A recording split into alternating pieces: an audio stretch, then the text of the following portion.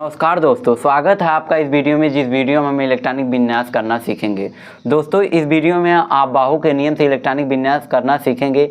यदि आप इस वीडियो को पूरा एंड तक देखेंगे तो ये मेरा आपसे वादा है, क्या होता है इलेक्ट्रॉनिक विन्यास, कैसे किया जाता है, ये आपको आ जाएगा। कहने का मतलब समझ में आ जाएगा। तो इलेक्ट्रॉनिक विन्यास का मतलब पहले समझते हैं, क्या होता है इलेक्ट्रॉनिक विन्यास। तो इलेक्ट्रॉनिक विन्यास का मतलब होता है इलेक्ट्रॉनों का बांटना। और इलेक्ट्रॉन को बांटेंगे तो ये हमें पहले पता होना चाहिए कि हमारे पास कितने इलेक्ट्रॉन हैं, फिर उसके बाद उसको बांटेंगे। और बांटेंगे तो कोई लेने वाला होगा। यहाँ पर जो लेने वाले होते हैं उन्हें कहा जाता है उपकोष। तो उपकोष में हम इलेक्ट्रॉनों को बांटेंगे। कैसे पता चलेगा हमारे पास कितना इलेक्ट्रॉन है? तो हमें पता है कि हम किसका इलेक्ट्रॉनिक विन्यास करते हैं, तत्वों का। और तत्व जितने नंबर पे आते हैं उतना ही उसमें होता है इलेक्ट्रॉन। हम ऐसे कह सकते हैं किसी तत्व का जितना होता है परमाणु क्रमांक, उसमें उतना ही होते हैं इलेक्ट्रॉन। तो जब हमें पता चल जाएगा हमारे पास इतना इलेक्ट्रॉन है तो हमें बांटना हमारे लिए आसान हो जाएगा, क्योंकि हमें तब पता रहेगा कि कितना इलेक्ट्रॉन है और किसमें कितना बढ़ता है। तो उसके अकॉर्डिंग हम इलेक्ट्रॉनिक विन्यास कर लेंगे। तो चलिए दोस्तों, बिना टाइम वेस्ट किए आज के इस वीडियो में हम इलेक्ट्रॉनिक विन्यास करना सीखते हैं। तो किस नियम से करेंगे? आप बाहु के नियम से। आप बाहु का नियम कुछ इस प्रकार है कि जिसमें पहले कैसे किया जाता है हमें पता। पहले उपकोष के बारे में जान लीजिए। उपकोष कितने होते हैं हमारे पास? उपकोष कितने हैं? 4। कौन कौन से? एक होता है यस, एक होता है पी, एक होता है डी, एक होता है एफ। इन्हीं उपकोषों में हम इलेक्ट्रॉनों को बांटते हैं, जिसे हम क्या कहते हैं, इलेक्ट्रॉनिक कॉन्फ़िगरेशन या फिर इलेक्ट्रॉनिक विन्यास। तो क्या पहले किस में इलेक्ट्रॉन बांटा जाता है? पहले 1s में बांटा जाता है, फिर 2s में, फिर 2p में, फिर 3s, 3p, 3d में, फिर 4p में, फिर 5s में। कैसे? देखिए ऐसे ऐसे तिरछा काटे हैं तो उसके अकॉर्डिंग ही भर रहे हैं। फिर 4d में, फिर 4d के बाद कौन आ रहा है? 4p, 5p, फिर 5p के बाद कौन आ रहा है? 6s, फिर 6s के बाद देखिए कौन आ रहा है। ऐसा नहीं कि आप उल्टे चलिए, देखिए तीर इधर से आ रहे तो कहने का मतलब इधर से आएंगे। यहाँ क्या हुआ?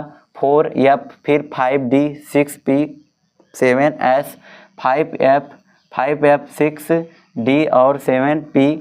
अब यहाँ पर 8 यस इसलिए नहीं लिखें क्योंकि इतने में ही सारे तत्वों का इलेक्ट्रॉनिक विन्यास हो जाता है। 118 हमें पता है हमारे पास टोटल कितने तत्व हैं, 118। तो चलिए, हाँ, तो उसके हिसाब से देखिए 1s में पहले भरेगा, फिर 2s में, फिर 2p में, फिर 3s में, 3p में, फिर 4s में। देखिए ऐसा नहीं 3p के बाद 3d में ना भर के किस में भराता है? 4s में। इसके अकॉर्डिंग आप देख सकते हैं। तो ऐसे इलेक्ट्रॉनिक विन्यास तो हम कर सकते हैं, लेकिन जैसे अगर आपको दे दिया जाए कैल्शियम का इलेक्ट्रॉनिक विन्यास करिए भैया, मान लेते हैं आपके एग्जाम में आ गया, तो आप इस पूरे को बनाने में फिर इसको याद करेंगे तो इसमें बहुत समय जाने वाला है। इसलिए आज हम एक आपको ऐसा तरीका बताने वाले हैं जिसकी सहायता से आप चुटकियों में इलेक्ट्रॉनिक विन्यास करने मतलब बहुत ही कम समय में इलेक्ट्रॉनिक विन्यास करेंगे, और वो 100% सही तरीका है और गलत होने की चांसेस भी नहीं है। तो चलिए उसी को हम सीखते हैं। तो पहले क्या होता है, जैसे हमारे पास 4 कोष हैं, 4 उपकोष हैं। 4 उपकोष कौन सा? ई मान लेते, पहला मान क्या लेते? पहला ही है, पहला है, दूसरा का है, तीसरा है और चौथा है। तो प्रत्येक को क्या करना है? आपको इधर से चलना स्टार्ट करना, इधर से का मतलब इधर से चलना है, और प्रत्येक को 2-2 बार लिखना है। तो कहने का मतलब ये समझिए, देखिए कैसे। जैसे हमें यस को 2 बार लिखना है, यस को हम 2 बार लिख दिए। उसी प्रकार आप कहाँ चलेंगे? पी पर, क्योंकि यस को लिख चुके हैं। पी पर चलेंगे तो पी कितने? पी यस 2 बार लिखेंगे। समझ रहे हैं ना? पी यस 2 बार, पी एस, फिर पी यस 2 बार। अब क्या लिखेंगे? अब यहाँ से डी से लिखेंगे, फिर डी पी यस, एक बार फिर लिखेंगे डी पी यस, क्योंकि हम आपको बताए हैं प्रत्येक को 2 बार लिखना है। क्या लिखेंगे? कहाँ? यहाँ लिख देंगे, हाँ ठीक है, डी पी यस, फिर एक बार लिखेंगे डी पी यस। अब क्या लिखेंगे? मतलब F D P yes, F D P yes, एक बार फिर लिखेंगे एफ डी पी यस। तो दोस्तों ऐसे लिखने के बाद आपको क्या करना है? आपको पता है यस की कहाँ से स्टार्ट होता है? 1 नंबर से। तो क्योंकि पहला उपकोष है यस, तो यहाँ पर रखिए यस मतलब 1, फिर ऐसे गिनती गिन दीजिए यस के सामने। 1 नंबर पे आ रहा है तो 1 2, फिर यस कहाँ है? यहाँ पर 3, फिर कहाँ है? 4, फिर कहाँ है यस? यहाँ पर 5, तो यहाँ पर 6, फिर यहाँ पर 7। तो यहाँ पर क्या है? 8 है, लेकिन हमें पता 8 इसमें है नहीं, तो लिखने तो लिख देते हैं लेकिन इसकी कोई ज़रूरत नहीं पड़ती है। तो अब देखिए क्या करेंगे। अब हमें पता है P कहाँ से स्टार्ट हो रहा है 2 नंबर से, तो यहाँ से स्टार्ट है 2 नंबर, तो फिर मतलब P यहाँ से स्टार्ट है, यहाँ से लिखिए 2, फिर कहाँ यहाँ 3 हो गया, फिर P कहाँ मिलेगा यहाँ पर 4 हो गया, फिर P कहाँ मिलेगा यहाँ पर 5 हो गया, फिर P कहाँ मिलेगा यहाँ पर 6 हो गया, फिर P कहाँ मिलेगा यहाँ पर 7 हो गया।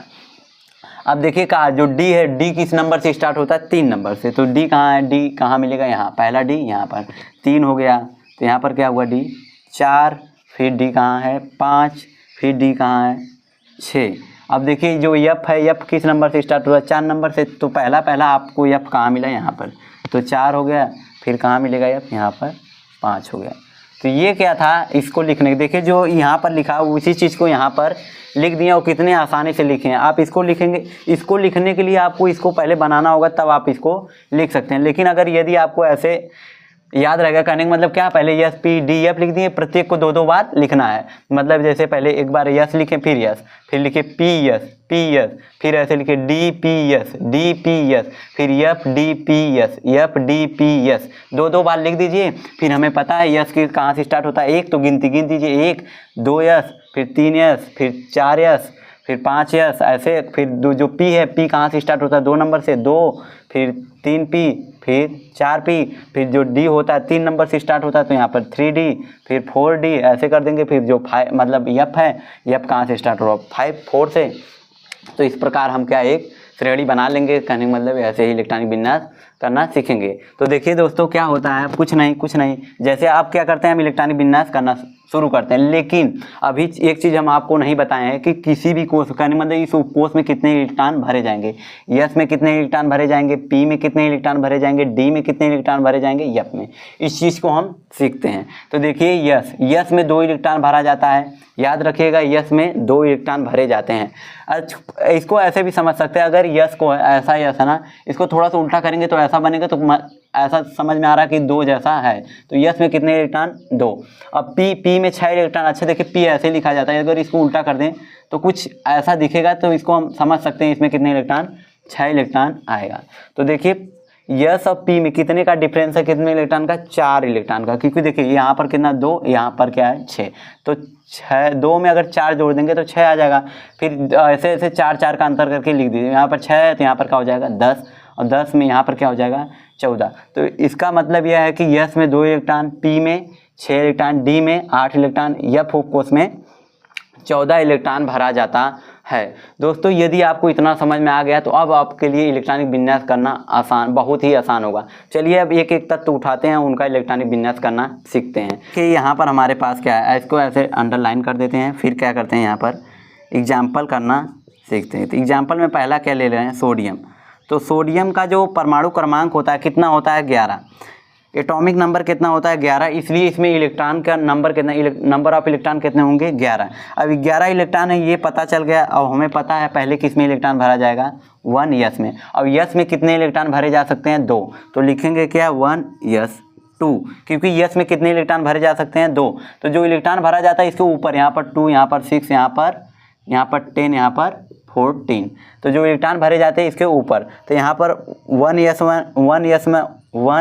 1 में कितने इलेक्ट्रॉन 2 इलेक्ट्रॉन, तो पहले किस में भरा जाएगा 1 यस 1 में।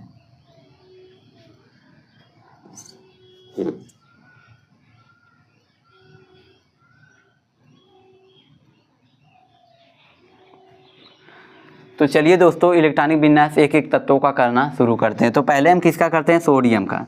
तो सोडियम का एटॉमिक नंबर कितना होता है 11, इसका मतलब परमाणु क्रमांक कितना होता है इसका 11, इसलिए इसमें कितने इलेक्ट्रॉन होंगे 11। तो 11 इलेक्ट्रॉन है तो इसको देखिए कैसे करेंगे, 11 इलेक्ट्रॉन है तो कैसे करेंगे, यहाँ पर क्या है जो 11 इलेक्ट्रॉन है तो पहले किस में इलेक्ट्रॉन भरा जाएगा 1 यस में, इसी के अकॉर्डिंग भरे, पहले 1 यस में, फिर 2 यस में, फिर 2 पी में, 3 यस में, 3 पी में, क्योंकि आपको इसी के अकॉर्डिंग इलेक्ट्रॉन को भरना है। पहले किस में 1 यस 1 में, तो 1 यस में कितने इलेक्ट्रॉन भरे जाते हैं 2, आपको पता है तो यहाँ पर 2 भर दिए। इलेक्ट्रॉन को ऊपर दिखाया जाएगा, यहाँ पर 2, यहाँ पर 6, यहाँ पर 10, क्योंकि डी में 10, एफ में 14, तो यहाँ पर दिखाया जाएगा। तो 1 यस में पहले भरे, 2 इलेक्ट्रॉन भर चुके, क्योंकि हमारे पास कितने इलेक्ट्रॉन है 11 इलेक्ट्रॉन है तो 2 भर चुके हैं। अभी हमारे पास कितने बचे हुए हैं 9, तो अभी 9 भरे हैं, तो अब किस में भरेंगे 2 यस में, तो भर दिए 2 यस में। अब यस में कितने इलेक्ट्रॉन भरते हैं 2, तो ये भी भर चुका है। अब कहाँ पहुँचेंगे पी पे। अब 2p में भरेंगे, p में कितने इलेक्ट्रॉन भरते हैं, p में कितने 6, तो 6 भर दिए। तो देखिए 2 और 4 कितने हो गए 6 और 6 6 12। तो इसका मतलब एक इलेक्ट्रॉन ज़्यादा हो गया, तो p में 6 ना भर के कितना भरेंगे 5, इसलिए 5 भरेंगे, क्योंकि 5 नहीं भाई यहाँ पर 6 हो गया। तो देखिए क्या हुआ 6 ही भराएगा। तो यहाँ पर 2 2 2 4 और 4 6 10, और भी 10 इलेक्ट्रॉन हुआ। तो 10 इलेक्ट्रॉन हुआ, लेकिन हमें पता हमारे पास कितने इलेक्ट्रॉन है 11 इलेक्ट्रॉन। तो यदि आपके पास 11 इलेक्ट्रॉन है तो आप किस में भरेंगे, देखिए 2p के बाद किस में भरेंगे 3s में। और 11 इलेक्ट्रॉन 10 तो भर चुके, लेकिन एक बचा है तो एक भरेंगे इसमें। हमें पता है यस में 2 इलेक्ट्रॉन जाते हैं, लेकिन एक ही है तो एक ही इलेक्ट्रॉन भरेंगे। तो यह क्या हुआ सोडियम का इलेक्ट्रॉनिक विन्यास। इसी प्रकार थोड़ा सा आगे बढ़ के चलिए, देखिए किसका, कैल्शियम का। अभी इसमें ऐसा नहीं कि अब सोडियम से कैल्शियम करें, अभी बीच वाले भी करेंगे। तो कैल्शियम का करते हैं। तो कैल्शियम को देखिए पहले किस में इलेक्ट्रॉन भरा जाएगा 1s 2, क्योंकि यस में कितने इलेक्ट्रॉन 2 में। उसी प्रकार किस में आप जाएगा 2s में, और 2s में कितने इलेक्ट्रॉन 2, और कितने 2 2 4 हो गए। अभी हमारे पास कितने बचे हैं 16, क्योंकि देखिए ये कितने नंबर पे आता है 20, कैल्शियम 20 नंबर पे आता है, इसलिए इसमें कितने इलेक्ट्रॉन 20 इलेक्ट्रॉन। तो ये क्या हुआ 1s 2 2s 2, और फिर किस में 2p 6, क्योंकि p में 6 इलेक्ट्रॉन जाते हैं। फिर क्या 3s 2 3s, फिर 3p 6। अब देखिए हमारे पास कितने इलेक्ट्रॉन हो गए 6 2 8 और 8 6 14, और 14 2 14 4 18। तो फिर क्या जाएगा 3p के बाद देखिए किस में जाएगा 4s 2 में, क्योंकि यहाँ पर यस में 2 इलेक्ट्रॉन इसलिए जाएंगे क्योंकि हमारे पास 20 है और हमें पता है यस में कितने इलेक्ट्रॉन जाते हैं 20। अच्छा, इसको यदि हम साफ कर दें तो कोई प्रॉब्लम नहीं होनी चाहिए, क्योंकि इसी चीज़ को हम यहाँ पर लिख दिए हैं।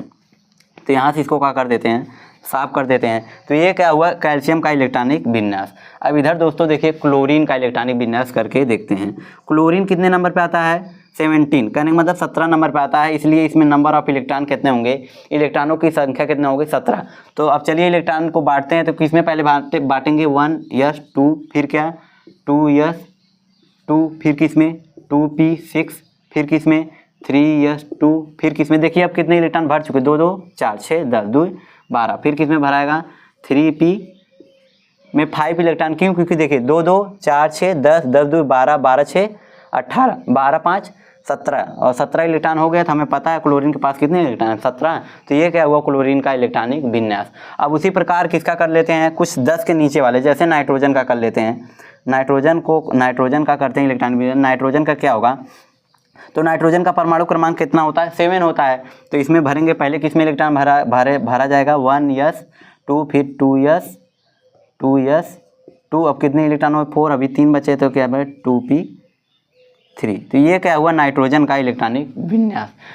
तो दोस्तों अब हम देखते हैं क्रोमियम और कॉपर का इलेक्ट्रॉनिक विन्यास। बहुत ही इंपॉर्टेंट है, कई बार एग्जाम में आता है। यदि आप बोर्ड एग्जाम में है या फिर किसी भी प्रकार का एग्जाम आपको देना है, तो अगर देता भी है मतलब इलेक्ट्रॉनिक विन्यास से क्वेश्चन उठने का सबसे ज़्यादा संभावना कहाँ है, मतलब कहाँ से दे सकता है, किसका इलेक्ट्रॉनिक विन्यास दे सकता है, तो वो है कॉपर और क्रोमियम। तो चलिए कॉपर और क्रोमियम का इलेक्ट्रॉनिक विन्यास देखते हैं। तो पहले किसका करेंगे क्रोमियम का। क्रोमियम का परमाणु क्रमांक होता है 24, इसलिए इसमें इलेक्ट्रॉन की संख्या कितना होगी 24। तो इलेक्ट्रॉनिक विन्यास करेंगे तो पहले किस में इलेक्ट्रॉन भरा जाएगा 1s में। तो करते हैं 1s 2, 2s 2, 2p 6, 3s 2, 3p 6, 4s 2। अब देखिए यहाँ पर अच्छे इलेक्ट्रॉन कितना हम भर चुके 2 2 4 6 10, और 10 2 12, 12 6 18, और 18 2 20। हमें पता है हमारे पास कितने इलेक्ट्रॉन है 24। तो अभी कितने बचे हैं 4। तो यहाँ पर फिर किस में भरा जाएगा 3d4।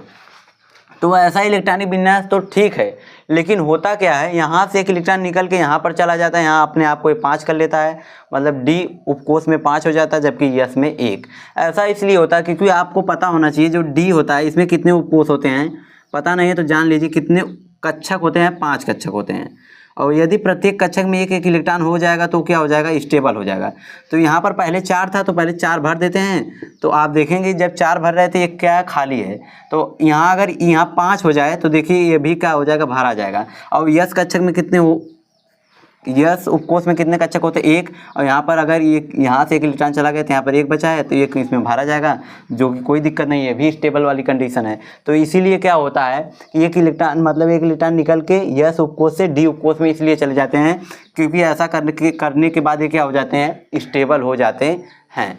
तो दोस्तों आई होप आपको समझ में आया होगा क्रोमियम का इलेक्ट्रॉनिक विन्यास। अब करते हैं किसका कॉपर का। तो कॉपर देखिए कितने नंबर पर आता है 29 नंबर पर आता है, इसलिए इसमें इलेक्ट्रॉन कितने होंगे 29। अब इसका करिए उसी प्रकार है 1s2 कामा 2s2 कामा, अब इसको यहाँ तक तो वही सेम रहेगा, यहाँ तक सेम रहेगा। तो आगे देखिए क्या होगा 2p6 3s2 3p6, अब 4s2 कामा 3d9, ऐसा आपको लगेगा। देखिए कितना हो 2 2 4 6 10 10 2 12 12 6 18 2 20 और 20 9 29 हो गया।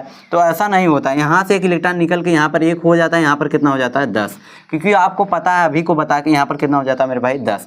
ऐसा इसलिए होता है क्योंकि यहाँ पर देखिए कितने 5 कक्षक होता है, एक कक्षक में 2 इलेक्ट्रॉन होते हैं तो वो भी स्टेबल वाली कंडीशन कहलाती है। तो यहाँ पर क्या हुआ एक अगर 10 हो जाएगा तो देखिए 5 में क्या हो जाएगा पेयर के रूप में हो जाएंगे, नहीं तो ऐसे जब 9 था तो क्या होते थे 4 तो पेयर हो जाते थे, लेकिन अंतिम वाला नहीं। जैसे इसको समझा देते हैं थोड़ा से, तो देखिए इसमें कितने कक्षक होते हैं 5 कक्षक, तो हमें पता है इसमें पहले कितने इलेक्ट्रॉन थे 9, अगर है यहाँ पर कितना 2, इसके पास कितने कक्षक होते 1, तो यहाँ पर 2 तो 2 भर दिए कोई दिक्कत नहीं। यहाँ पर 9 है तो पहले क्लॉकवाइज भरिए 1 1, अब एंटी क्लॉकवाइज भरिए 1 2 3 4, अब देखिए 9 इलेक्ट्रॉन हो गए 2 2 4 2 6 2 8 1 9। अब यहाँ पर भरने के लिए कोई बचा नहीं है, लेकिन क्या हो अगर एक इलेक्ट्रॉन यहाँ से निकल के यहाँ पर क्या हो जाए 10, यहाँ पर अगर 10 हो जाए तो ये भी क्या हो जाएगा, ये पूरे तरह से क्या होगा भरा होगा कि तो क्या होगा बहुत ज़्यादा स्टेबल होगा। अब यहाँ से एक इलेक्ट्रॉन निकल गया तो ऐसा है ये भी क्या होगा स्टेबल कंडीशन ही है। इसलिए क्या होता है जो कापर होते हैं, जो कापर है क्या करती है यस उपकोष से एक इलेक्ट्रॉन दे देती है किसको डी उपकोष को, और जबकि यहाँ पर क्रोमियम में भी उसी प्रकार का कुछ स्टेबिलिटी को प्राप्त करने के लिए ऐसा वो करता है एक इलेक्ट्रॉन यस उपकोष से डी उपकोष में। दोस्तों यदि वीडियो पसंद आए तो प्लीज़ वीडियो को लाइक एंड मेरे चैनल को सब्सक्राइब करके अपना सपोर्ट ज़रूर दीजिए।